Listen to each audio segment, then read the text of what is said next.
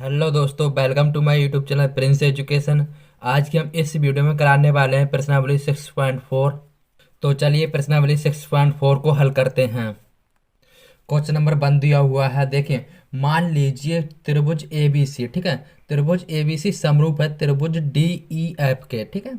और इनमें क्षेत्रफल क्रमशः 64 सेंटीमीटर है, 64 सेंटीमीटर और 121 सेंटीमीटर है। यानी कि त्रिभुज ए बी सी का जो क्षेत्रफल है वो 64 सेंटीमीटर स्क्वायर है, और त्रिभुज डी ई एफ का जो है वो 121 सेंटीमीटर स्क्वायर है, ठीक है। तब बताना है यदि ई एफ, ठीक है, यदि ई एफ 15.4 सेंटीमीटर स्क्वायर हो तो बी सी का मान ज्ञात कीजिए। तो इस सवाल में त्रिभुज ए बी सी और त्रिभुज डी ई एफ का दोनों का क्षेत्रफल दिया हुआ है। इसमें एक भुजा दी हुई है, एक त्रिभुज की ई एफ भुजा दी हुई है, और बी सी हमें बताना है, ठीक है। तो देखिए क्षेत्रफल बराबर एक सूत्र होता है, देखिए दो त्रिभुज समरूप हो तो सूत्र होता है, ठीक है। सूत्र क्या होता है? त्रिभुज ए बी सी का क्षेत्रफल, क्षेत्रफल समरूप होता है किसके? त्रिभुज डी ई एफ। मतलब इन दोनों का जो, मतलब पहले से ही इसमें बोल दिया गया है कि त्रिभुज एबीसी और डीई एफ क्या है? समरूप हैं। तब इसका जो क्षेत्रफल होगा वो भी क्या होगा? समरूप होगा, ठीक है। तो क्षेत्रफल त्रिभुज एबीसी का क्षेत्रफल ले लिया, त्रिभुज डीई एफ का क्षेत्रफल, ठीक है। इसके बराबर एक भुजा ली जाती है, ठीक है। एक भुज मतलब तीनों भुजाएं एक दूसरे के बराबर होती हैं, लेकिन हमें एक बताना है तो एक ही लेनी है, ठीक है। बी सी स्क्वायर वटे ई एफ स्क्वायर, ठीक है। ये एक सूत्र होता है, ठीक है। त्रिभुज ए बी सी का क्षेत्रफल बटे त्रिभुज डी ई एफ का क्षेत्रफल बराबर बी सी स्क्वायर बटे ई एफ, ठीक है। ये जो होता है सूत्र होता है, ठीक है। यहाँ पे त्रिभुज ए बी सी का जो क्षेत्रफल दिया हुआ है वो कितना दिया हुआ है? 64 दिया हुआ है। और ठीक, और यहाँ पर देखिए डी ई एफ का क्षेत्रफल दिया हुआ है 121, ठीक है। ये हमें पता था, इसमें सवाल में दिया गया है, ठीक है। और बी सी हमें ज्ञात करना है, ये है ज्ञात करना है, ठीक है। और ई एफ कितनी दी हुई है? ई एफ हमारे दिया हुआ है 15.4, ठीक है, इतनी दी हुई है। और यहाँ पर भी स्क्वायर लगा तो इसके भी स्क्वायर लगा देंगे, ठीक है। अब इनका भी वर्ग बना देंगे और इसका भी वर्ग, इसका तो है ही पहले से, इस दोनों का वर्ग बना देंगे। देखिए 64 जो होता है वो 8 का वर्ग होता है। कितने का वर्ग होता है? 8 का, ठीक है। 121 कितने का वर्ग होता है? 11 का वर्ग होता है, ठीक है। स्क्वायर से स्क्वायर कैंसिल हो जाएगा, यहाँ पर भी स्क्वायर से स्क्वायर कैंसिल होने वाला है, ठीक है। ये भी और ये भी कैंसिल होने के बाद आपका आ जाएगा, देखिए यहाँ 8 आ जाएगा और यहाँ बटे में 11 आ जाएगा, बराबर में 20 और बटे में 15.4, ठीक। फिर उसके बाद इसकी तिरछी तिरछी गुणा करा देनी है, तो 8 इंटू हो जाएगा इसकी, मतलब 15.4 और बटे में 11 हो जाएगा, बराबर में 20 ही रह जाएगा, ठीक है।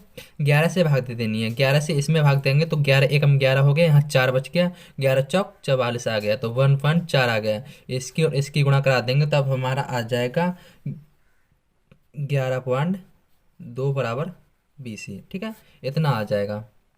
तब बीसी का मान क्या आ गया? बीसी बराबर 11.2, ठीक है। बीसी का मान कितना आ गया? 11.2, ठीक है। ये सेंटीमीटर, ठीक है। यही आपका आंसर हो गया, ठीक।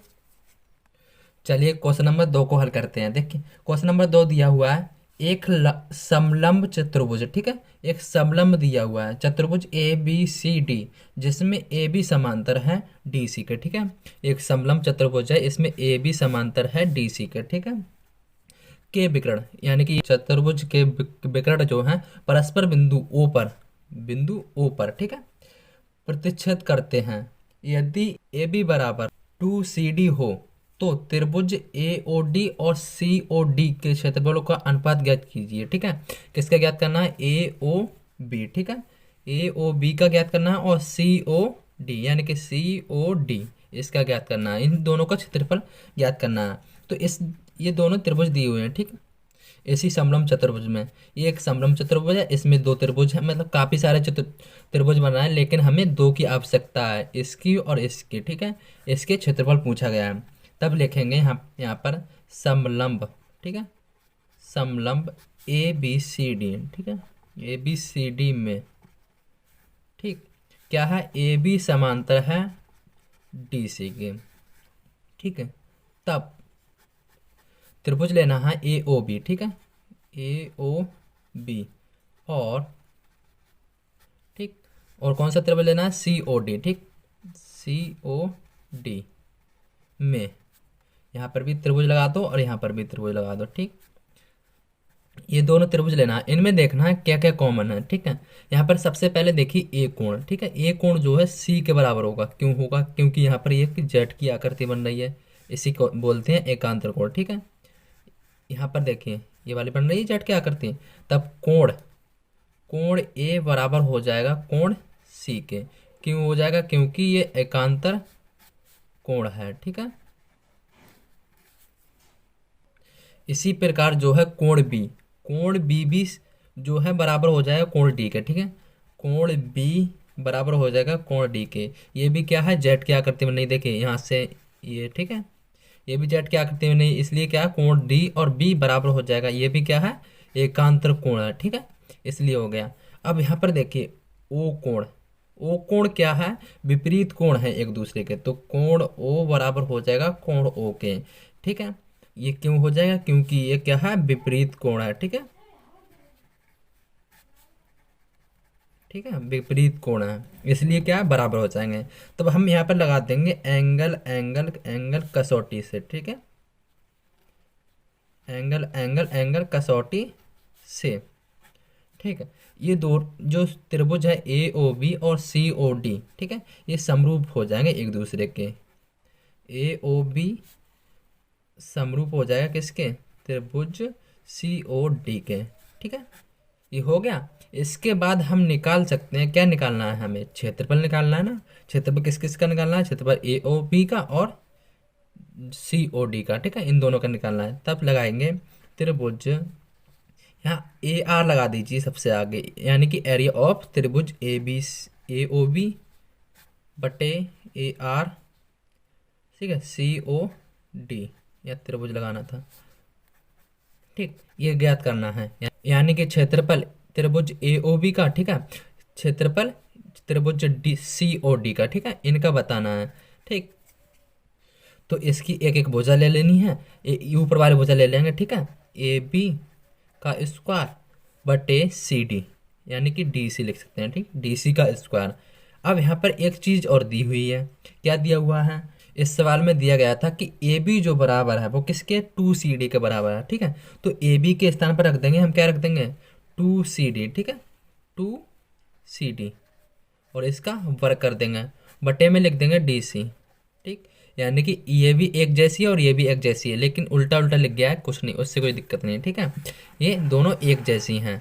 तब तब देखिए इसका वर्ग खोल देंगे, यहाँ पर भी इसका लगाना है, ठीक है, इसका भी वर्ग खोल देंगे, इसका भी खोल देंगे, तो ये तो 4 हो जाएगा, ठीक है, और यहाँ पर स्क्वायर हो जाएगा सी डी स्क्वायर और बटे में डी सी स्क्वायर, यहाँ स्क्वायर पूरा की पूरा कैंसिल हो जाएगा, ठीक है, तो 4/1 आ जाएगा, कितना आ जाएगा, 4/1।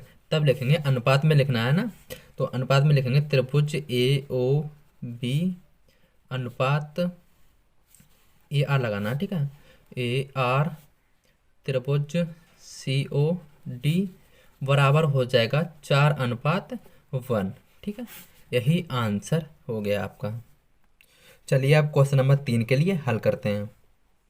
क्वेश्चन नंबर 3 दिया हुआ है, दी गई आकृति में, ठीक है, ये आकृति दी हुई है, इसमें एक ही आधार पर, आधार कौन सा है, बी सी, ठीक है, एक ही आधार बी सी पर दो त्रिभुज, त्रिभुज ए बी सी, ठीक है, और त्रिभुज डी बी सी, ठीक, बने हुए हैं।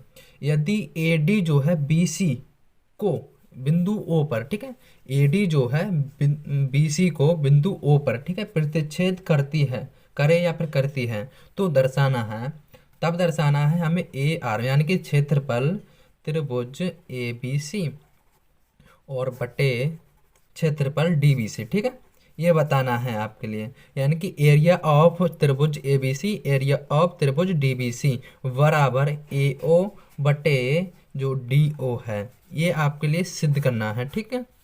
तो देखिए सिद्ध करेंगे इसके लिए, एक सूत्र होता है क्षेत्रफल बराबर, अगर एक बीच में रेखा हो तब सूत्र होता है, कौन सा सूत्र होता है, सूत्र होता है त्रिभुज, यानी कि एरिया ऑफ त्रिभुज ए बी सी, कोई सा त्रिभुज ले लीजिए, ठीक है, उसके बराबर होता है सूत्र 1/2 आधार गुणा ऊंचाई, ठीक है, ये होता है आधार गुणा ऊंचाई, ये सूत्र होता है, ठीक है, कोई सा भी त्रिभुज ले लीजिए, ये सूत्र होता है दोनों में।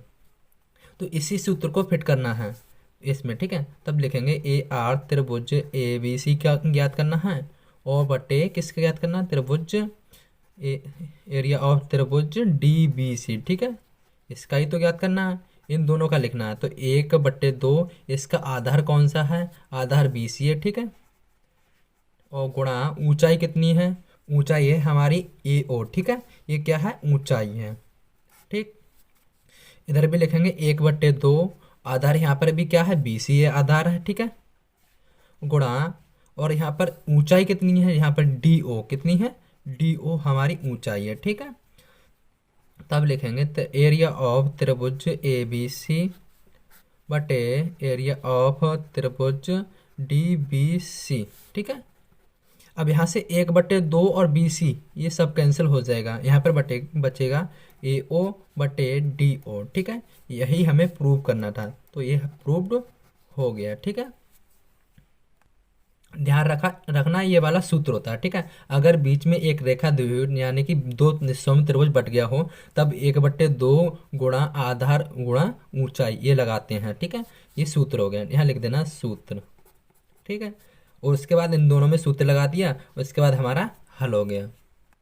क्वेश्चन नंबर 4 दिया हुआ है, देखें, यदि दो समरूप त्रिभुजों के क्षेत्रफल बराबर हों, दो समरूप त्रिभुज हैं, उनके क्षेत्रफल क्या है, बराबर हैं, सिद्ध कीजिए कि वे त्रिभुज सर्वांगसम होंगे, ठीक है, ये सिद्ध करना है कि वो त्रिभुज सर्वांगसम है या नहीं। मान लीजिए एक त्रिभुज कौन सा है, त्रिभुज ए बी सी है एक, और दूसरा त्रिभुज है सर्वांगसम होगा किसके, डी ई एफ के, ठीक है, डी ई एफ, ये दो त्रिभुज ले लिए, ठीक है, ये दोनों बताना है सर्वांगसम है या नहीं एक दूसरे के, ठीक है। तब देखिए कैसे बताना, एक तो ये नियम होता है, अगर त्रिभुज समरूप है तो मान लीजिए वो भी सर्वांगसम ही होगा, क्यों होगा, क्योंकि उसकी जो भुजाएं होंगी वो एक दूसरे के बराबर होंगी, लेकिन हमें निकालना है, हमें बताना है, सिद्ध करके दिखाना है, ठीक है, तो ये सिद्ध करके दिखाना है। तो सबसे पहले इसमें दिया हुआ है त्रिभुज ए बी सी, मतलब इसका जो एरिया है, क्षेत्रफल है, क्षेत्रफल कितना, ए त्रिभुज ए बी सी और क्षेत्रफल डी ई एफ, ठीक है, इन दोनों का जो है बराबर क्षेत्रफल दिया हुआ है, ठीक है। मान लीजिए भुजा इसकी बी सी है और इसकी ई एफ है, ठीक है, इन दोनों एक एक भुजा ले लिए, ठीक है।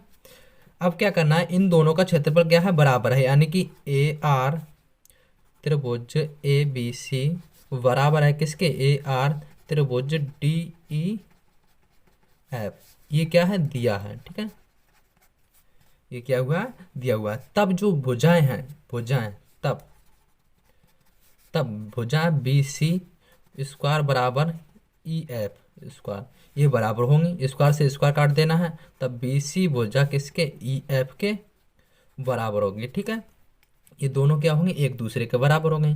अब हमें और भी कुछ देखना है इस त्रिभुजों में, ठीक है, मान लीजिए ये त्रिभुज है, ठीक है, त्रिभुज ये वाला त्रिभुज है, ठीक है, यहाँ पर ए उपस्थित है और यहाँ बी और यहाँ पर सी, ठीक है, दूसरा त्रिभुज क्या है, डी ई एफ, ठीक है, ये है, इसमें एक भुजा तो बी सी जो है वो किस किस बराबर है, ई एफ के, ठीक है, ये तो हमें पता चल गया। तो इसमें कोण, जब समरूप त्रिभुज है तो कोण बी और कोण ई ये क्या होंगे, एक दूसरे के बराबर होंगे, तब लिखना है यहाँ पर, तब लिखना है यहाँ पर कोण बी बराबर होगा कोण किसके, ई के, ठीक है, क्यों होगा, क्योंकि यहाँ पर समरूप त्रिभुज है, ठीक है, ये लिखना है समरूप त्रिभुज है इसलिए, ठीक है।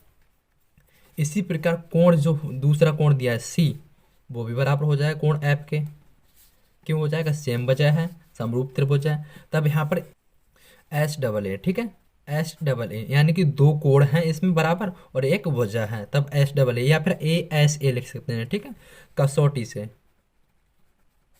कसौटी से, सॉरी यहाँ पर सर्वांगसम लिखना भूल गया, ठीक है, सर्वांगसम, सर्वांगसम कसौटी से, ठीक है, इससे तब हमारा त्रिभुज ए बी सी सर्वांगसम हो जाएगा किसके, त्रिभुज डी ई एफ के, ठीक है, यही हमें क्या करना था, प्रूव करना था, तो प्रूव हो चुका है। ठीक, यह वीडियो ज़्यादा लंबी ना हो इसलिए इस वीडियो में इतना ही। इसका पार्ट 2 देखने के लिए हमारे चैनल को सब्सक्राइब कर लीजिए और साथ में बेल आइकन को प्रेस कर दीजिए, और वीडियो अच्छी लगी हो तो कमेंट कीजिए और अपने दोस्तों में शेयर कर दीजिए। ठीक है, तो मिलते हैं नेक्स्ट वीडियो में। जय हिंद, जय भारत।